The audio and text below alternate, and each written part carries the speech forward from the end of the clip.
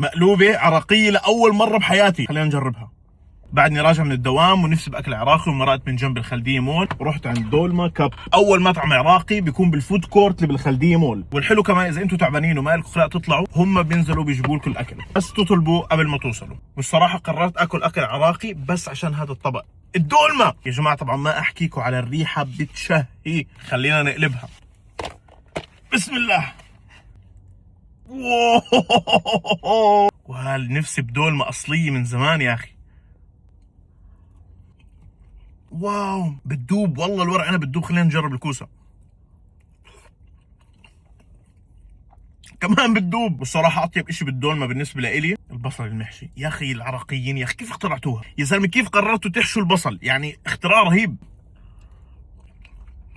يا ولدي. دمار شامل. انا على فكره عاشق للباذنجان. ليك ليك ليك. انا خلصت الصحن وبعدني عم بتلذذ بكل شغله عم باكلها، اقسم بالله مش طبيعي ما شاء الله.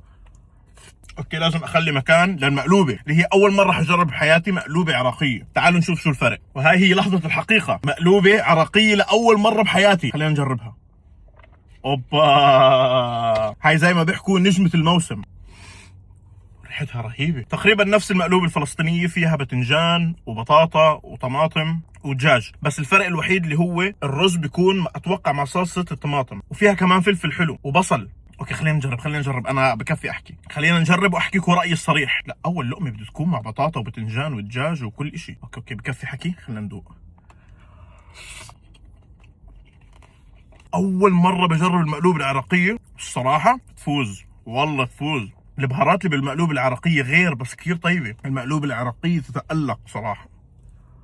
والحلو كمان انه مع كل وجبه بيجي نوع سلطه مختلف. هاي سلطه الشمندر وهي سلطه البطاطا. خلينا نبدا بالبطاطا لانه شكلها الصراحه بشهي، ريحتها كثير طيبه.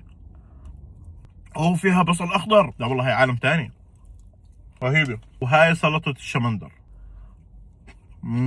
كثير طعمتها هيك طاغيه وريتش. بحطوا لكم كمان معاها شوربه، بغلفوا لكم اياهم بالقصدير عشان تضل سخنه. اوه هاي شوربه عدس، بسم الله.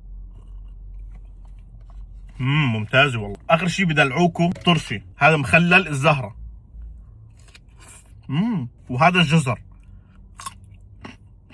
انا بعد بدي اكل لي وحده من المقلوبه، انهيها بالمقلوبه لازم اساسي الصراحه. شويه بصل كالعاده زي ما قلت لكم، شويه بطاطا، شويه باذنجان، وعليكم بالعافيه. بامان الله.